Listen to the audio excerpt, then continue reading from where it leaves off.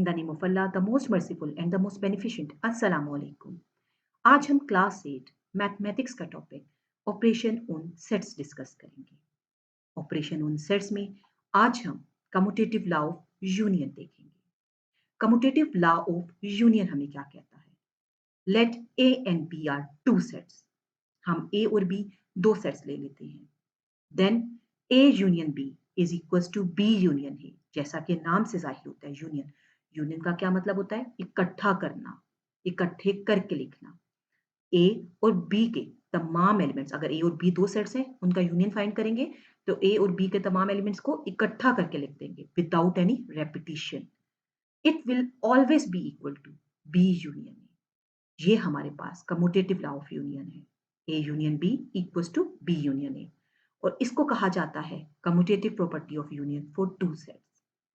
अब इस लॉ को मजीद क्लियर करने के लिए हम एक क्वेश्चन करेंगे। Verify commutative property of union for the following sets. Verify, what do we mean by verify? Verify का मतलब है आपने लास की दोनों साइड, ला की दोनों साइड, कम्यूटेटिव ला की दोनों साइड्स को इक्वल प्रूफ करना है और शो करना है that the law is valid. Look at these sets. We have set A is equals to 3, 2, 3, 5, 7, 11. And in set B, we have 5, 6, 7, 8, 9, 10. अब हम इसे कैसे सॉल्व करेंगे? Look at here. इसे सॉल्व करने से पहले हम अपना कम्यूटेटिव लॉ लिखेंगे। But which is our commutative law of union? क्या कम्यूटेटिव लॉ ऑफ यूनियन है हमारा? क्या कहता है? A union B will be equals to B union A. अब ये हमारे पास लॉ है जिसको हमने वेरीफाई करना है। पहले हम इसकी लेफ्ट हैंड साइड ले लेंगे, फिर हम इसकी राइट हैंड साइड ले लेंगे और फिर शो करेंगे कि इसकी लेफ्ट हैंड साइड और इसकी राइट हैंड साइड का आंसर आपस में इक्वल है। जब हम इसकी लेफ्ट हैंड साइड लेते हैं, टेकिंग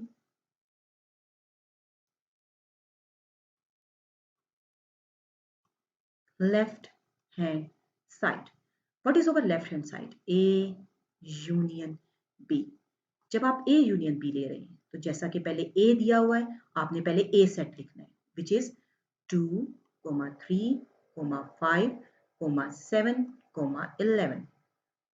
देन आपके पास यूनियन का सिंबल है तो आप यूनियन का सिंबल लिखोगे, दैट इज U. फिर आपके पास सेट B है तो अब आप सेट B लिखेंगे, 5, 6, 7, 8, 9, 10. अब जब हमने इन दोनों सेट्स का यूनियन फाइंड करना है, ए यूनियन बी फाइंड करना है, तो अब हमने यूनियन का मतलब क्या होता है? इकट्ठा। तो अब हमने इन दोनों सेट्स के तमाम एलिमेंट्स को इकट्ठा करके लिख देना है विदाउट एनी रेपिटिशन। यहां से आ गया 2, 3, 5, फिर यहां से 6, सीक्वेंस से लिख देते हैं ना एलिमेंट्स को हमेशा। 2, 3, 5, 6 यहां से आ गया, 7 आ गया, 8 आ गया, 9 आ गया, 10 आ गया, देन 11। मैंने क्या किया यूनियन में? इन तमाम एलिमेंट्स को मिला के लिख दिया, इकट्ठा करके लिख दिया ए और बी के तमाम एलिमेंट्स को विदाउट एनी रेपिटिशन। 5 इसमें भी आ रहा था, 5 उसमें भी आ रहा है, 7 इसमें भी आ रहा है, 7 उसमें भी आ रहा है, लेकिन हम 7 को वन टाइम लिखेंगे, रिपीट नहीं करेंगे, वरना ये सेट ही नहीं रहेगा अगर रिपीट किया तो। अब हम जब एलिमेंट्स लिखेंगे और ए यूनियन बी के, 2, 3, 5, 6, 7, 8, 9, 10, 11, that's it. Curly bracket close. That is the solution of our left hand side. Now we will take our right hand side and we will write it here, taking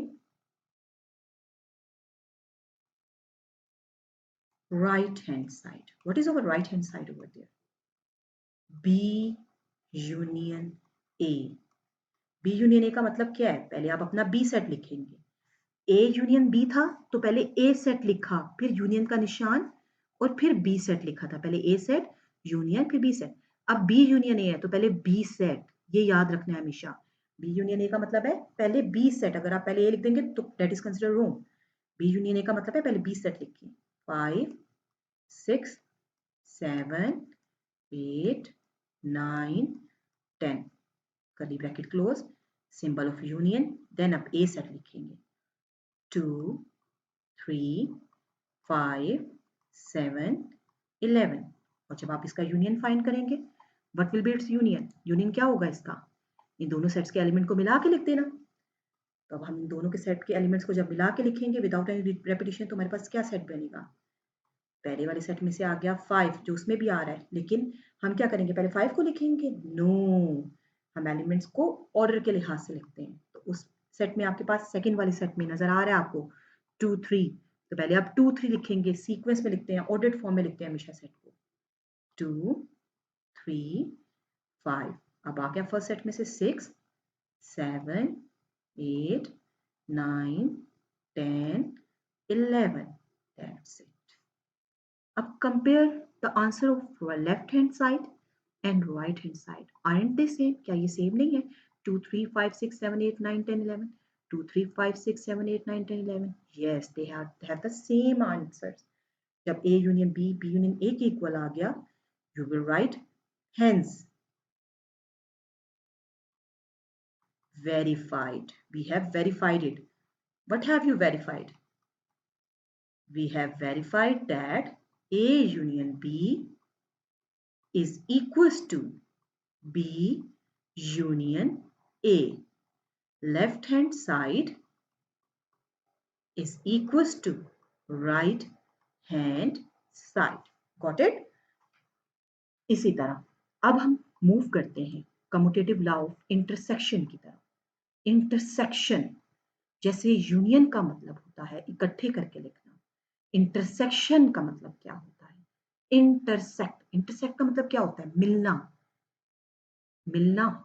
intersect का मतलब होता है मिलना। जब दो points आपस में intersect करें, दो लाइंस आपस में इंटरसेक्ट करेंगे, इसका मतलब है दो लाइंस आपस में मिल रही हैं, दो पॉइंट्स आपस में मिल रहे हैं। तो इसी तरह इंटरसेक्शन का मतलब होता है मिले जुले। तो हम कम्यूटेटिव लॉ ऑफ इंटरसेक्शन में इंटरसेक्शन से मुराद मिले जुले एलिमेंट्स हैं। अब ये लॉ क्या कहता है हमें? Commutative law, let A and B are two sets. अगर ए और बी आपके पास दो सेट्स हैं, देन ए इंटरसेक्शन बी के ए और बी के मिले जुले एलिमेंट्स बराबर होंगे बी और ए के मिले जुले एलिमेंट्स के। यानी ए और बी के सेम एलिमेंट्स आप जो निकालेंगे वो वही होंगे जब बी और ए के एलिमेंट्स निकालेंगे उनके बराबर। ये लॉ हमेशा वैलिड होता है और यही commutative property of intersection for two sets कहलाता है। इस क्वेश्चन को, इस कॉन्सेप्ट को हम इस क्वेश्चन से मजीद क्लियर करते हैं। Verify commutative property of intersection for the following sets. हमारे पास है एक set M, set of vowels in English alphabet. English alphabets में वोवल्स क्या होते हैं? वोवल्स के बारे में हम बहुत वेल अवेयर हैं। A, E, I, O, U are vowels in English alphabets ना। इसका मतलब है सबसे पहले हम M सेट को टैबुलर फॉर्म में लिखते हैं। ये हमारे पास डिस्क्रिप्टिव फॉर्म में गिवन था। M is equals to, set वाली ब्रैकेट्स डाली, अब वोवल्स लिखें, A, E, I, O, U. These are the vowels ना, हमने वोवल्स को लिख लिया। अब आगे देखें, what is N set? Set of consonants in English alphabet.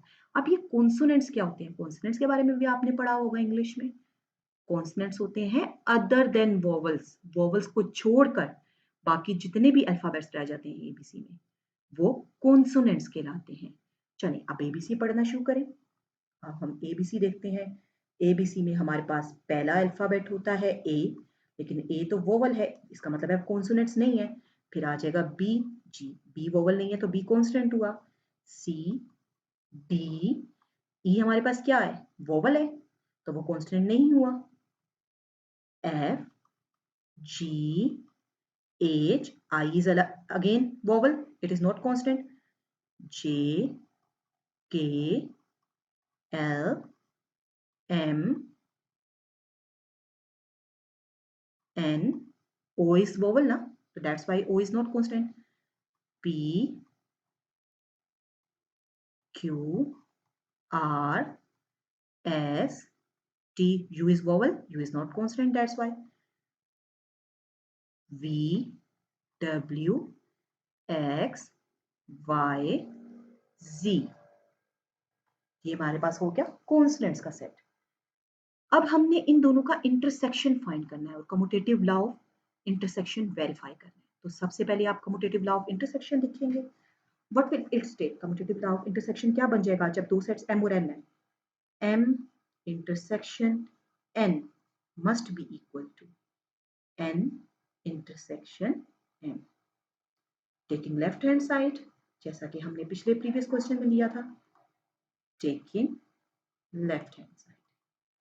And what is our left hand side? That is m intersection m.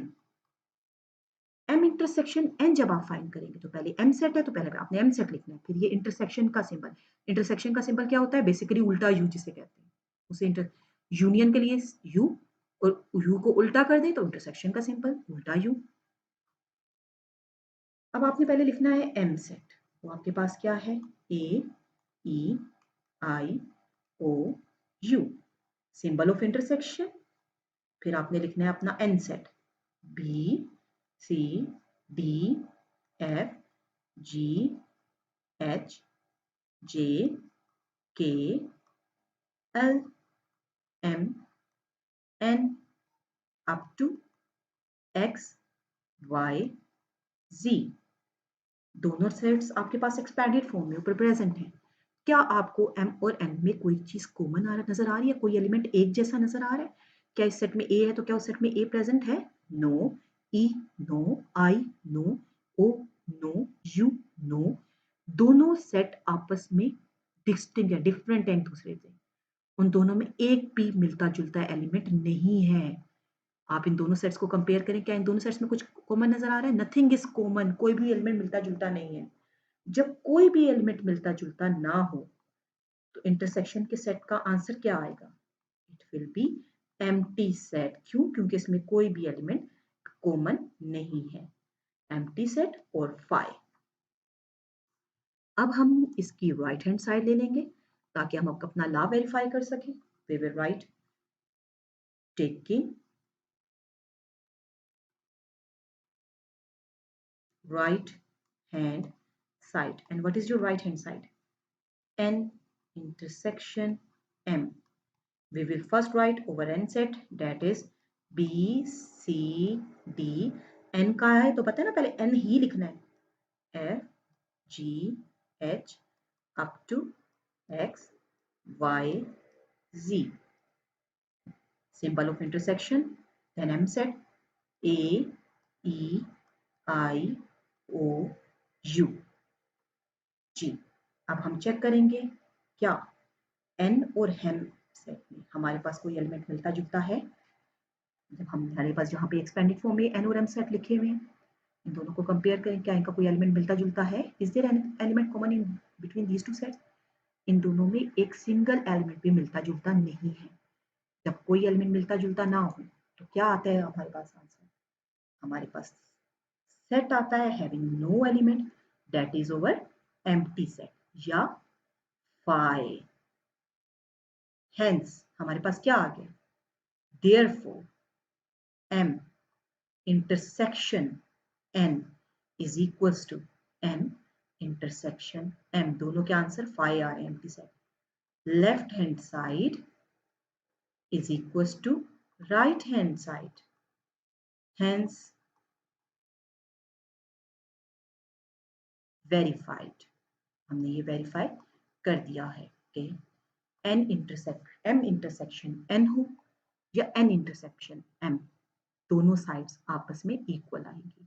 और commutative law भी तो यही कहता है ना, हमें स्टेट करता है m intersection n will be equals to n intersection n. हमेशा जरूरी नहीं कि आपके पास सेट a और b होंगे. ये तो एब्रिविएशंस है ना, सेट्स के नेम्स हैं, वो तो चेंज हो सकते हैं. बस जो बेसिक कॉन्सेप्ट है वो ये है, दो एलिमेंट्स का इंटरसेक्शन, दो सेट्स का इंटरसेक्शन जब आप निकालेंगे, ए सेट और बी सेट वो बराबर आना चाहिए, बी इंटरसेक्शन ए के. Got it? आज हमने commutative law of union and commutative law of intersection पढ़ा. I hope that after solving this questions आपको ये दोनों लॉज बहुत क्लियर हो जाएंगे. आप इसी तरह डिफरेंट सेट्स लेकर इन लॉज को प्रैक्टिस कर सकते हैं. Hopefully you will understand the concept given in these two laws. आपको कॉन्सेप्ट भी समझ आ गया होगा and you will practice more questions to make it the concept more clear. फिलहाल के लिए अल्लाह हाफिज, फिर अमान अल्लाह, खुदा हाफिज.